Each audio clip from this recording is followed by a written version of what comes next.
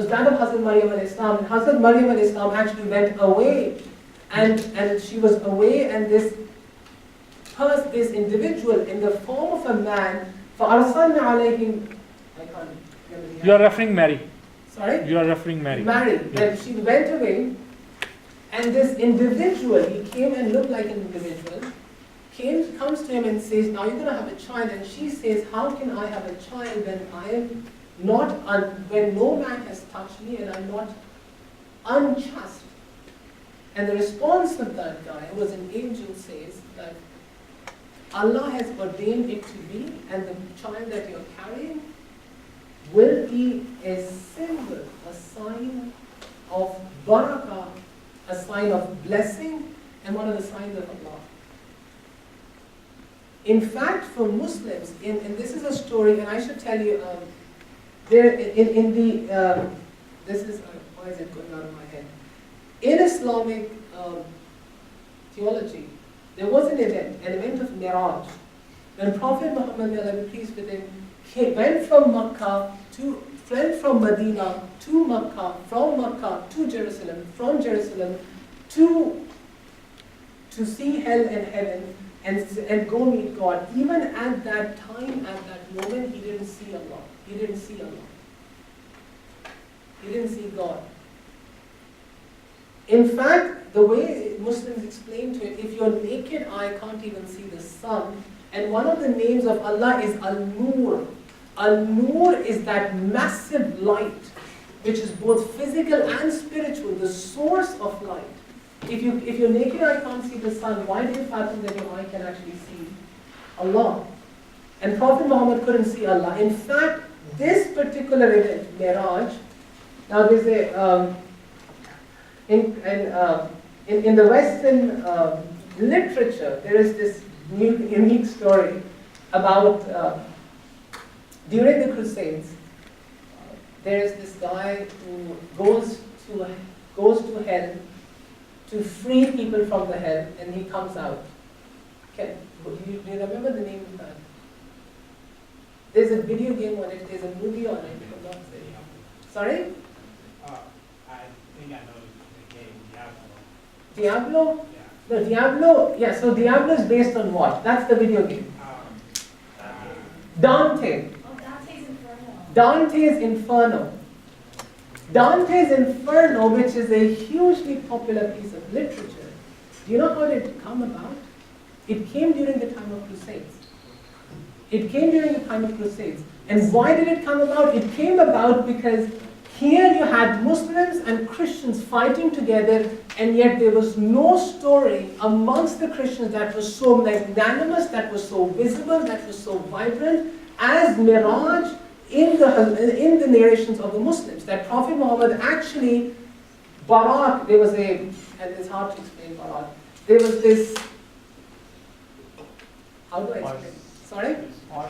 There was this horse-like thing, okay, who took him from Makkah, from Medina to Makkah, to Jerusalem, to see heaven and to see hell and then meet God, and yet even he at that time didn't see Allah. That sense of story, those details were not found, so they had to come up with something to raise their, because they were fighting, to raise their morale. So Dante suddenly comes.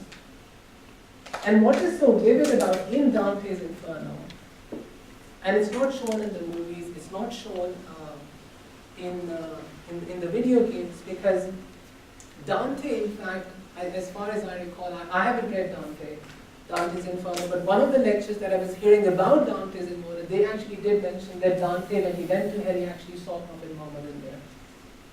So that was the sense of hatred. Dante's Inferno is a consequence of Miraj, because Christian theology doesn't have anything like Miraj. So they had to come with something to boost the morale of these group of people that are fighting Muslims at that time. And I should tell you, Crusades were, if you think Crusades were the worst thing that happened to the Muslims, you have no idea what Khalaqul Khan did with Muslims. Or Changai Khan, Kublai, I keep on saying that, I don't know his English name. Genghis Khan, okay? Genghis Khan literally, I mean, this guy, when he attacked the Islamic Empire, he was known for building pyramids of skulls. He was known for that. He would build pyramids of skulls and then just destroy civilizations. So, going back to this, the picture, as far as the Muslim belief is concerned, Allah has never been seen. And one of the biggest gifts that you will get on the Day of Judgment is that eventually Allah would reveal Himself. And Allah is neither a He nor a She. He goes beyond gender. Muslim Prophet Muhammad may Allah be pleased with him said, Allah has sent 124,000 prophets of God on earth at different times and even more than one at the same time at the same place. All of them had miracles. All of them, because you have to show to the people that, hey, listen, I am a prophet of God and I'm not this normal average guy, I am something interesting, I am something unique, you should listen to me. Okay? So how many people you know separated the river Nile into two?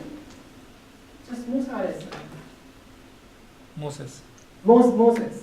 How many of you know this thin little guy, not very strong, out of nowhere ends up killing the like of Goliath?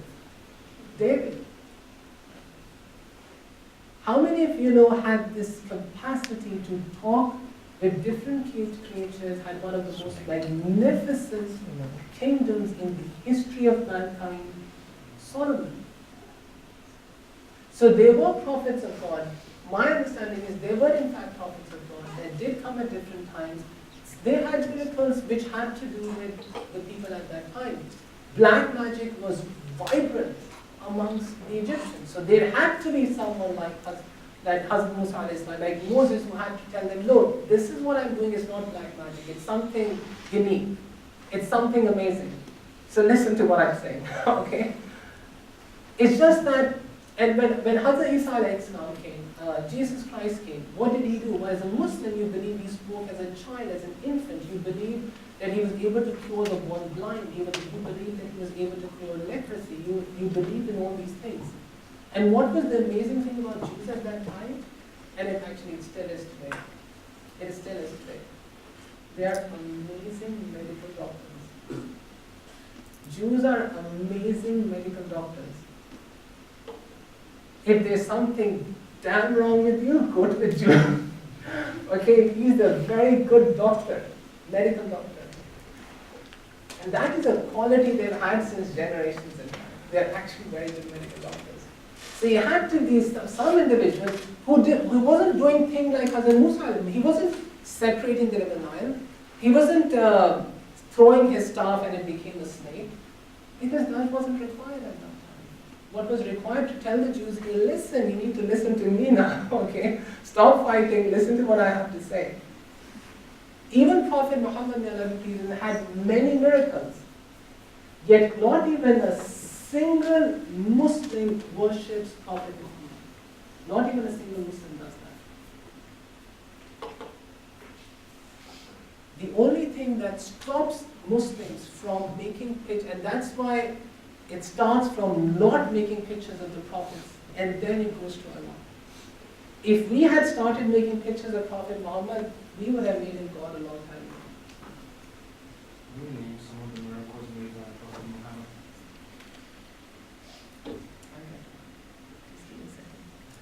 So, amongst Muslims, and they make it a point not to make any picture of a prophet because of your relationship to them. Muslims love Prophet Muhammad like anything, literally. They love him more than their father, their mother, their children, their country. They love him more than that. So if they make a picture of him, they eventually start worshipping him. And that's why Muslims don't make a picture, not just of Prophet Muhammad, but every other prophet. And that's why the term, I think one of you said, like you said, immorphizing God. Immorphizing God means giving him a human form. Giving him a human form. And you would see this across religions. See any religion which has a picture of a God, you'll find a human there, you'll find a lady there, you'll find a man there. It's just the same principle that American journalists try to say. Why is it that amongst the creation of man, amongst the creation, man is the only one that does not believe in God, yet he aspires to be one all the time. And the whole Islamic principle in understanding who is Allah, what are His names and attributes, rather than elevating yourself to a level of God, humble yourself and put the qualities of God within you. And that's why it's important for Muslims to know who is Allah and what are His names and what are His attributes. And that's why this whole presentation. And I should tell you, this is the last presentation. Okay? Now, as far as your question is concerned, can you name one of the miracles of Prophet Muhammad? In fact, one of his miracles, he has in fact many miracles. One miracle, for instance, is during the Battle of Khandaq, Battle of Ditch. There was, during the Battle of Ditch, there was one companion of him who came to him and said, would you like to have, I have some dinner for you. Would you like to come and have dinner with us? So he came and went with him, and he said, he told his whole army to follow him. So this guy says, okay, I don't have enough food, but let me go to my wife and tell her that. He goes to his wife and he says, I just asked, what do you have? She says, I only have one lamb. She says, sacrifice the lamb, cook the lamb. She cooked the lamb. Then she said, we have a problem. She said, what? She said, I just invited Prophet Muhammad sallallahu alaihi wasallam, may Allah be pleased with him, but he invited the whole army.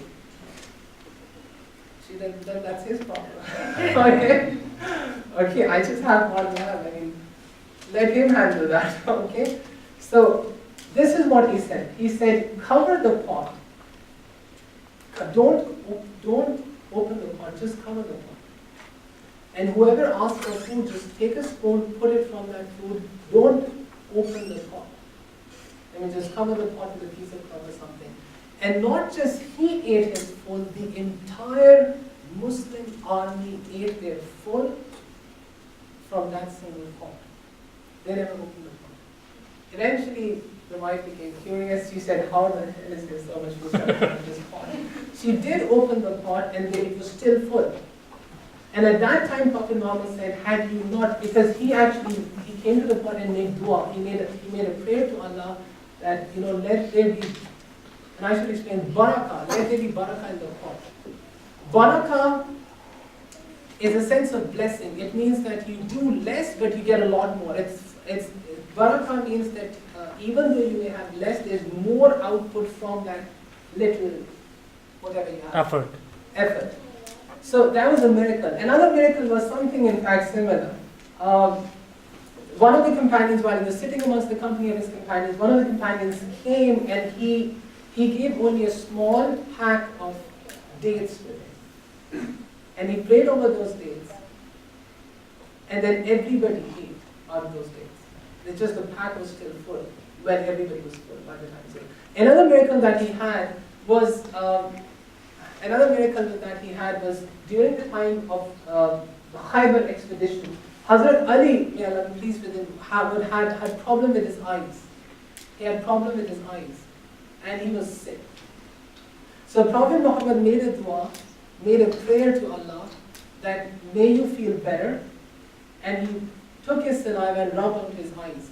He never had any problem with his eyes after that, and he never ever felt either heat or cold after that.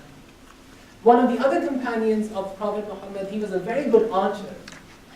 And during the battle, there was this interesting event where there was this big gentleman. There was this big guy who happened to have a big armor in front of him. So, and it was like the two armies are fighting, and suddenly Sa'd, I think his name was Sa'd bin Abi Waqqas, and I could be wrong. He took out an arch, he took out an arrow and threw at this guy. And this guy was also a general. He took out his, he stopped the arrow with his shield. And suddenly the whole fight stopped, and they were like saying, what the hell are these two guys doing? Okay, the whole fight suddenly started. They wanted to see what the hell is going on. So he would take another arrow, fire at this guy, and he would stop it. And then he would take another arrow and fire at this guy, and he would stop. And then Hazrat prayed that may you never miss another target in life. And since then, till the end, that man, whenever he fired an arrow, that never missed its target. Sorry? Or are these stories found in the Quran?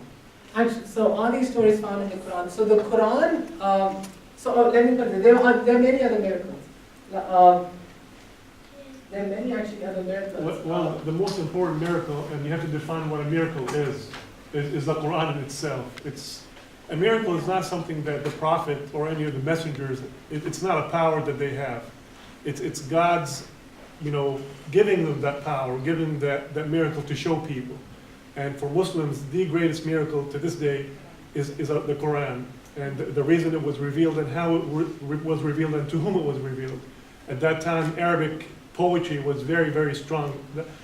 Just like we said, the Jews were doctors and the Egyptians were magicians. But in Arabia at that time when the Quran was revealed, literature was the strength of that time.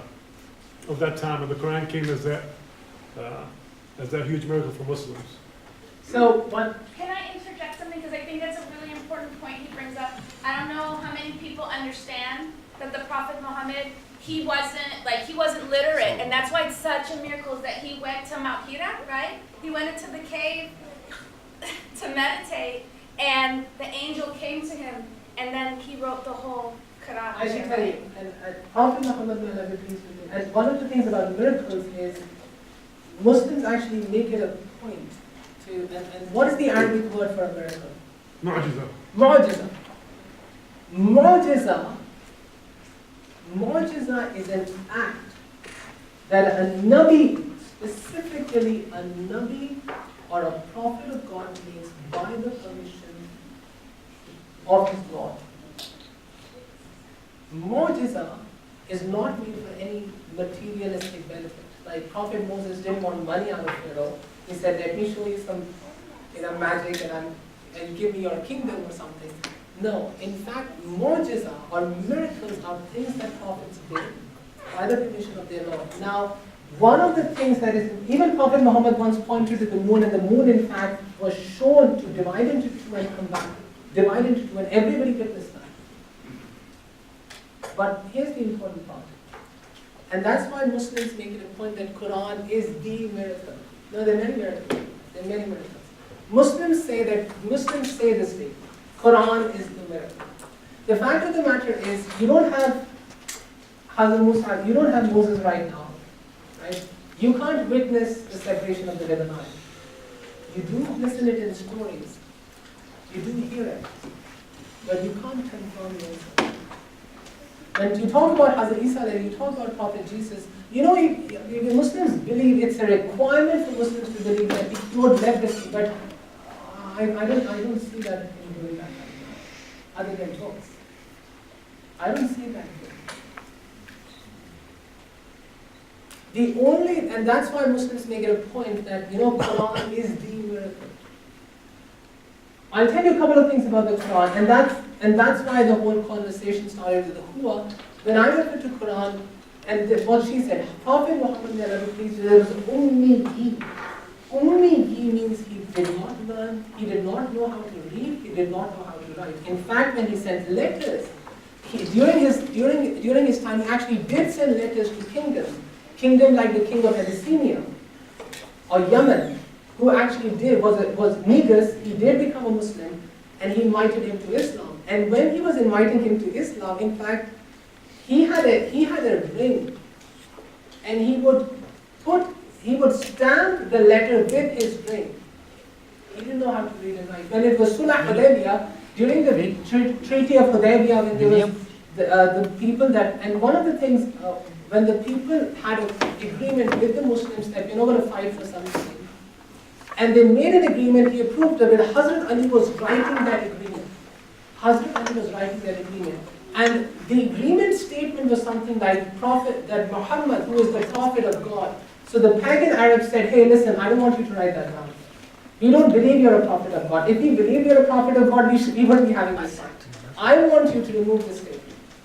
And Hazrat Ali was writing this statement. He was writing this. And when Hazrat Ali wrote it, Prophet Muhammad said to Hazrat Ali, why don't you cut that out? He said, I've already written it, I don't want to cut that out. He said, okay, tell me where you have written it. Tell me where you have written it.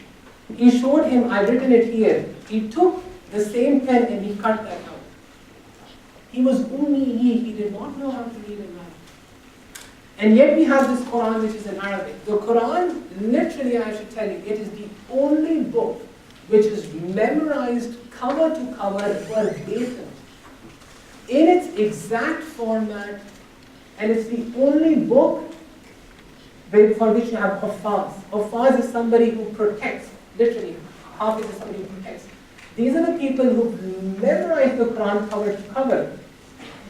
And the way the Quran is written down,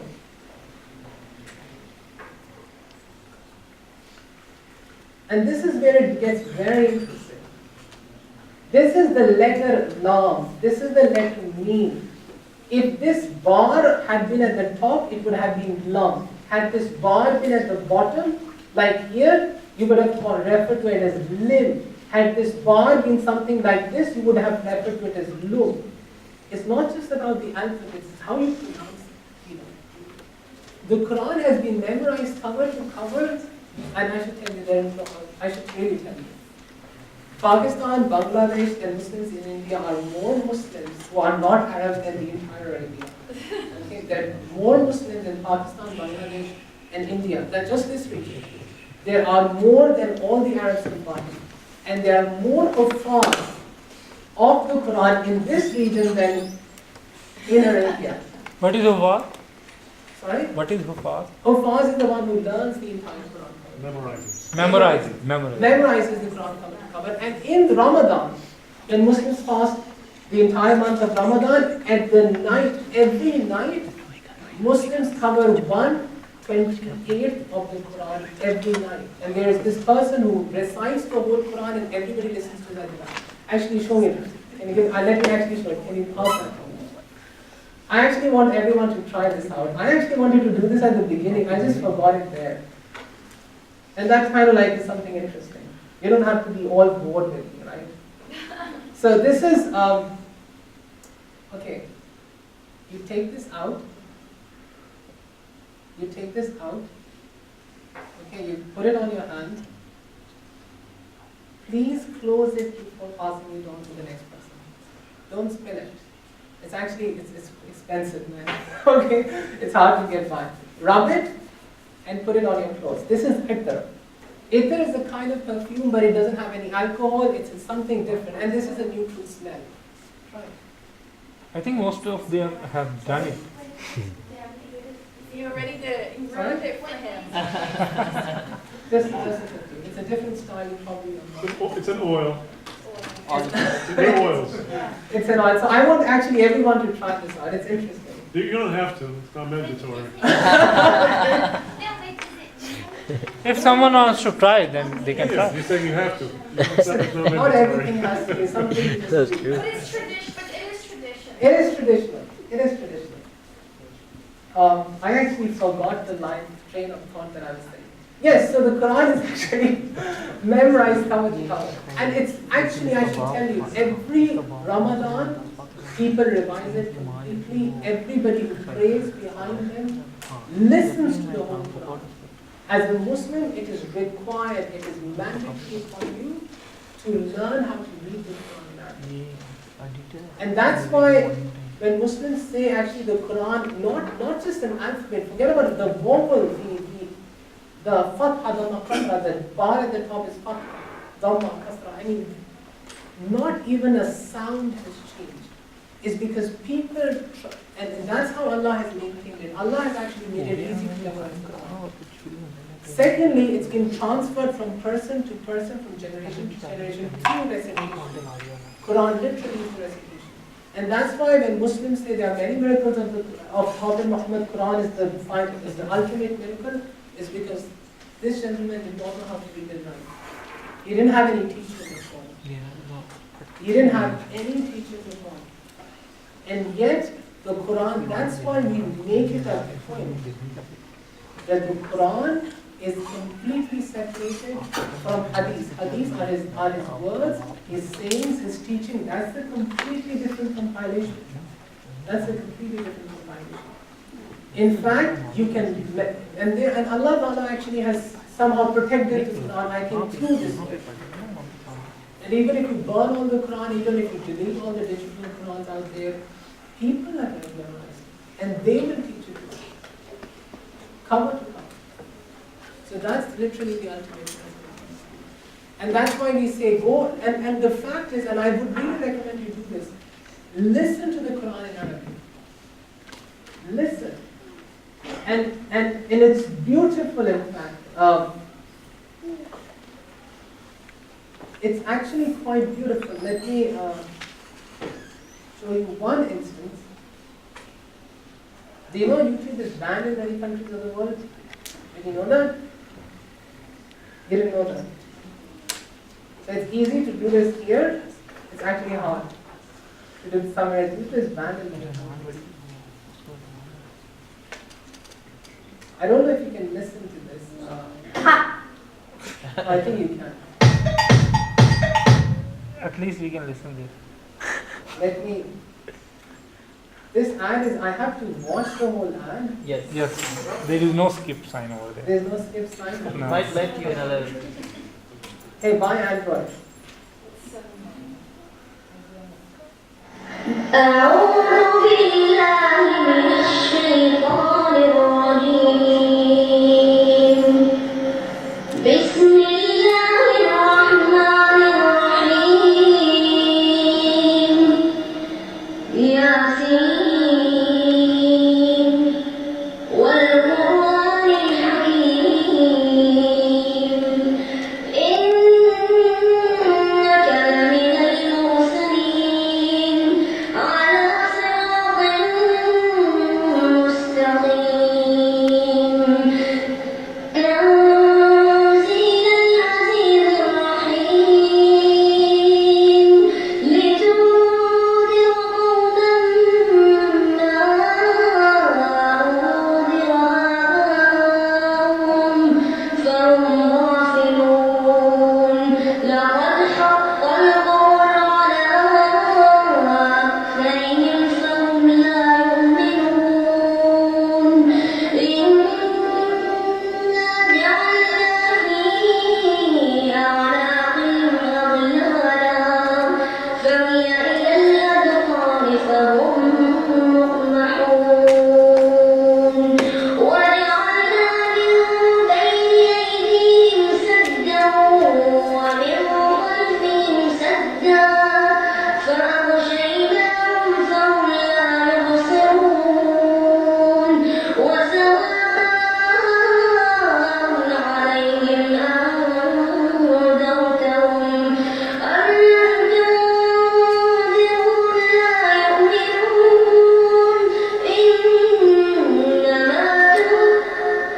إنما تنذر من اتبع الذكر وخشي الرحمن بالغيب فبشره بمغفرة وأجر كريم إنا نحن نحيي الموتى ونكتب ما قدموا وآثارهم وكل شيء أحصيناه في إمام مبين.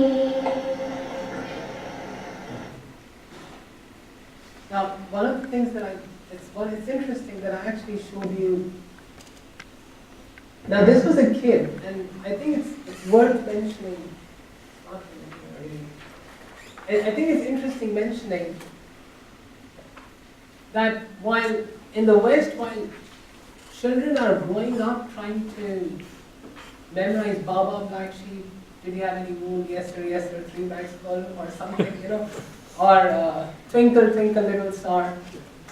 This boy and children of this age, and that's why I'm saying Quran is literally a miracle, because Allah has made it easy to memorize.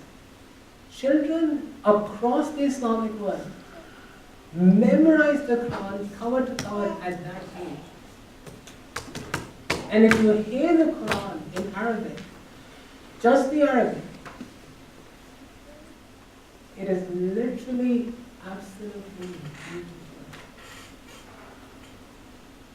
It is absolutely beautiful. And what you saw was a little kid, really. It's actually very, I'm sure now he's old. I think this is an old video. But children in Islamic world actually memorize Quran cover to cover. and these are children. And they don't have to be Arabs, in fact, that's accurate. And that's what the interesting part. You don't have to, literally, I'm telling you, Arabic, I can read the entire Quran in Arabic. I'm not Arabic. I actually have to read the translation to know what it means. I've memorized many surahs. I'm not Arabic. I have to actually listen, read the translation to know what it means. That's the amazing aspect of that. It's actually truly amazing. Yes. Okay, do you have any questions, suggestions, comments? In front of you is a piece of page that has some questions. Do fill this out, please. We actually do read it. Okay, we actually do read it. We have one last event, which is the mosque open house next week. And the good thing about this, okay, I should tell you, as a student organization, we can't really put more than cookies and water. If you try to put more than that, RMOC, which is the university, officially approved organization, you have to then cater it from them, and that's like $10 a person. Okay, you can have a good meal, you can sponsor a good meal outside. You don't have to pay RMOC. One of the things about this event is it's the local mosque here. Do come, bring your friends, there'll be ethnic food here, and we won't cost you for it, we won't charge you for it, okay? If you want to try different foods, I think this will be a good, and see what a mushroom looks like with inside.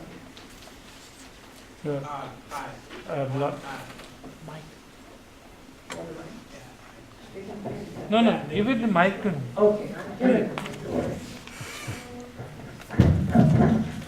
Hello, everyone. I would just like to thank Bilal for this wonderful presentation, and I would like to thank SDI for making this possible, and also thank you guys for coming. We really appreciate you guys showing up and showing interest. Thank you all. One thing before you leave.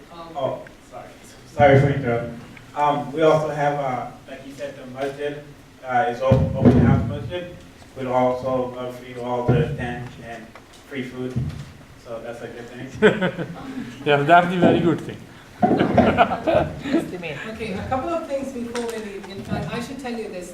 This is our last event for the semester inside the university. We only have one event after this, which is the mosque open house. It will be interesting to see what a mosque looks like from inside. And it's just interesting, that's all. I mean, because it's different, and you have to, which is different. Okay. But one thing I would request, and I usually do that with everyone, thank you all for coming, literally, thank you all for coming. Could you please stand up, all of you? Please stand up. This is a national anthem. What I do, and this I do with all my class, the time that I leave. And I think this is the last event, and you won't be bothered by me anymore. Okay. But what I do as a token of my appreciation, I'm going to come to, please stay in your places, I'm going to come to each and every one of you and greet you individually for bearing me. I honestly tell you, it's very hard to bear someone like me. Especially people who are taking the entire course with me, they know, like they are praying for the day I leave TAMIU.